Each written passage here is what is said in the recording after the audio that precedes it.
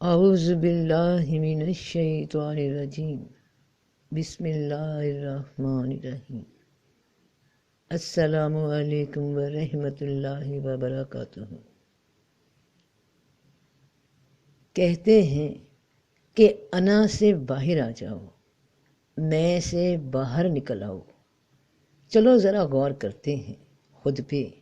ایک مثال کے طور پہ اپنی زندگی کے کسی ایک مکمل دن پہ دھیان کرتے ہیں، کیونکہ انسان بات وہی سمجھ سکتا ہے جو اس کے ساتھ پیش آتی ہو۔ تو میں صبح اٹھی، میں نے ابھی خود کو کچھ بھی نہیں کہا کہ مجھے خیال آیا کہ مجھے پیاس لگی ہے، میں نے پانی پینا ہے، اب مجھے بھوک لگی ہے، میں نے روٹی کھانی ہے، مجھے نیند آ گئی ہے، میں نے سونا ہے، مجھے یہ بات اچھی نہیں لگی، میں نے یہ بات نہیں کرنی، مجھے یہ کام اچھا نہیں لگا، میں نے یہ کام نہیں کرنا، مجھے یہ کام اچھا لگا ہے، میں نے یہ کام کرنا ہے، میری یہ خواہش ہے، میں یہ چاہتی ہوں، اب میں تھک گئی ہوں، آج میں بہت خوش ہوں، میرا دل ٹوٹ گیا، آج میں بہت دکھی ہوں، میں بور ہو رہی ہوں، میں نے اس کی مدد کرنی ہے، میں نے اسے دھوکہ دینا ہے، میں نے اچھا محسوس کیا، میں تکلیف محسوس کر رہی ہوں۔ اب بندہ کیا کرے، یہ میں ہی تو ہو رہی ہے، ساری کہانی میں کے گرد ہی تو گھوم رہی ہے۔ اب بندہ اس میں سے نکلے تو کیسے نکلے؟ اور ہم نے ان کے ایسے بدن نہیں بنائے کہ وہ کھانا نہ کھائیں اور نہ وہ ہمیشہ رہیں، کہ حقیقی انسان کا ایسا بدن ہی نہیں، ایسا دل و دماغ ہی نہیں کہ اسے بھوک نہ لگے، کہ اس میں خواہش پیدا ہو ہی نہ، اور نہ کوئی خواہش ہی ایسی ہے کہ جو ہمیشہ رہ سکے۔ انسان میں تبدیلیاں پیدا ہوتی رہتی ہیں۔ کل جس خواہش کی اہمیت بڑی زیادہ تھی، آج اسی سے بوریت ہو رہی ہے، دل اس سے بھر گیا، اسے کوئی دوسری بھوک نے، کسی دوسری خواہش نے ریپلیس کر دیا، اور اب میں کی انہی ضروریات کے ساتھ جو بدن انسان کو دیا گیا، اسے دو راہیں دکھا دی گئیں، ایک اچھائی کی، دوسری برائی کی، اور دونوں ہی طرح کی خواہشات انسان میں بھوک کی طرح جاگتی رہتی ہیں، اس کے مزاج، اس کی سوچ، اس کے شوق کی بنا پہ، اور وقتاً فوقتاً یہ خواہشات بدلتی رہتی ہیں، کہ یہ تو زمانے کے نشیب و فراز ہیں جنہیں ہم لوگوں کے درمیان گردش دیتے رہتے ہیں تم پر، کہ اللہ دیکھنا چاہتا ہے کہ تم میں سچے مومن کون ہیں۔ یہ بھوک، یہ دن، یہ رات، یہ اچھائی برائی کی خواہشات انسان میں خیال کی صورت میں، ضرورت کی صورت میں، بھوک کی صورت میں جاگتی رہتی ہیں، اور اللہ دیکھتا ہے کہ کون سا بندہ کس رزق کی جانب، کس خوراک کی جانب، کس خواہش کی جانب رجحان رکھتا ہے، اور کس کی جانب کوشش کرتا ہے، کسے چنتا ہے، کس کا انتخاب کرتا ہے۔ تو پھر اس بھوک کو ختم تو کیا نہیں جا سکتا، مگر اسے کنٹرول کیسے کیا جا سکتا ہے؟ دماغ کو ٹریننگ کیسے دی جا سکتی ہے کہ وہ میں رہتے ہوئے بھی میں کا شکار نہ ہو، کہ سمجھ لو تم یہاں اپنا کام کرنے نہیں آئے بلکہ اس کا کام کرنے آئے ہو، کہ ہاتھ پیر سب اسی کے ہیں، تو اسی کے حکم میں لگیں، اسی کے کام میں لگیں گے تو سرخرو ہوں گے، کہ اور میں اپنا معاملہ اللہ کے سپرد کرتا ہوں۔ تو اپنی بھوک کو، اپنی خواہشات کو، اپنے دماغ کو کس طرح کنٹرول کیا جائے کہ یہ میں اللہ کے سپرد ہو جائے؟ تو اس کا طریقہ یہ ہے کہ اگر تم سو رہے ہو تو اس کو پکار لو جو جاگ رہا ہے، اسے پکارو جو جاگ رہا ہے، جسے کبھی نیند نہیں آتی۔ پھر ایک چھوٹی سی دنیاوی مثال ہے کہ فرض کیا مجھے کل آنے والے دن کو کوئی بڑا ضروری کام ہے، میں نے گھر میں کسی بڑے سے کہہ دیا، اپنی ماں سے کہہ دیا کہ مجھے آپ صبح 8 بجے جگا دیجیے گا، مجھے کل ایک بہت ضروری کام ہے۔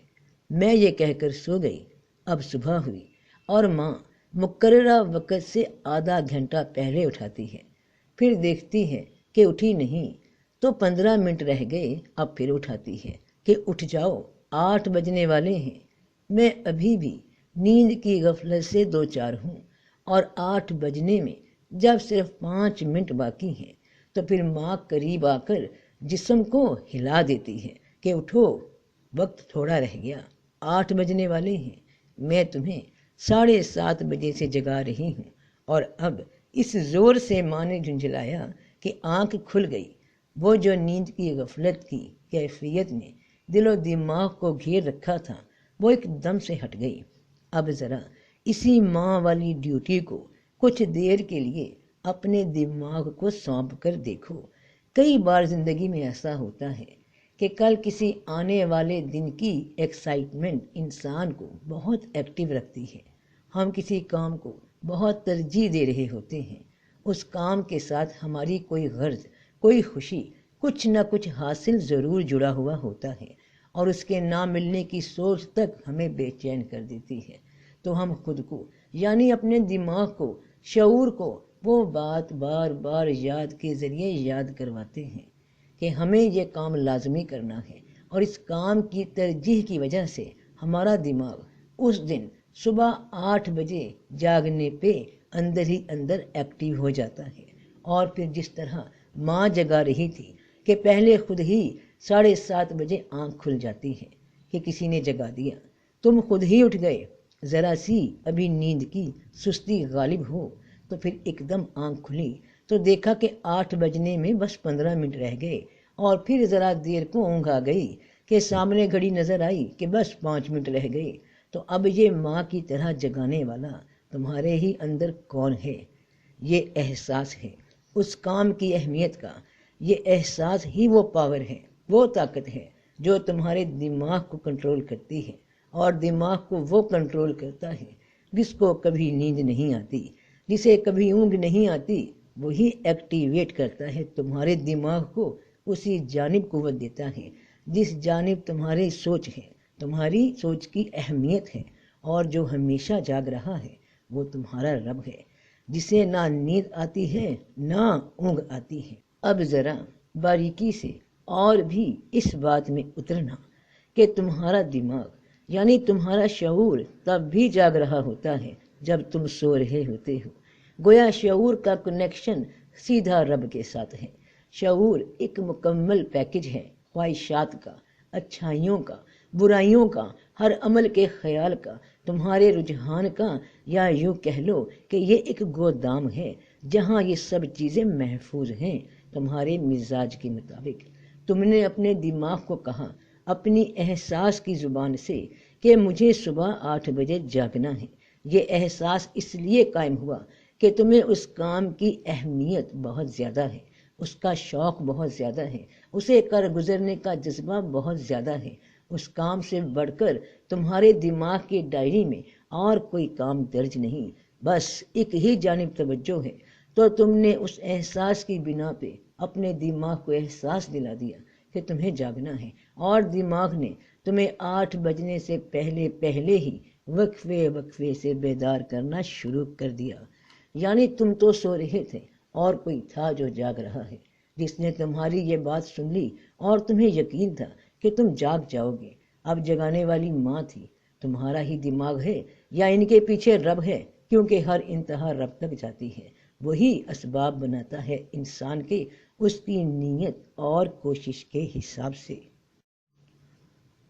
تو رب پاک نے تمہیں دماغ دیا جس کی پاور اتنی زیادہ ہے کہ تم اسے جو بھی کرنے کا کہہ دو یہ وہ کرنے لگتا ہے۔ تم اسے جو کہتے ہو، جو محسوس کرواتے ہو، جو احساس دلاتے ہو، یہ کرنے لگتا ہے۔ یہ تمہیں راستے بنا کر دیتا ہے تمہاری خواہش کے مطابق۔ اور غور کرنے کی بات یہ ہے کہ یہ تم سے بھی زیادہ ایکٹیو ہے کہ تم تو سو جاتے ہو مگر یہ جاگتا ہی رہتا ہے،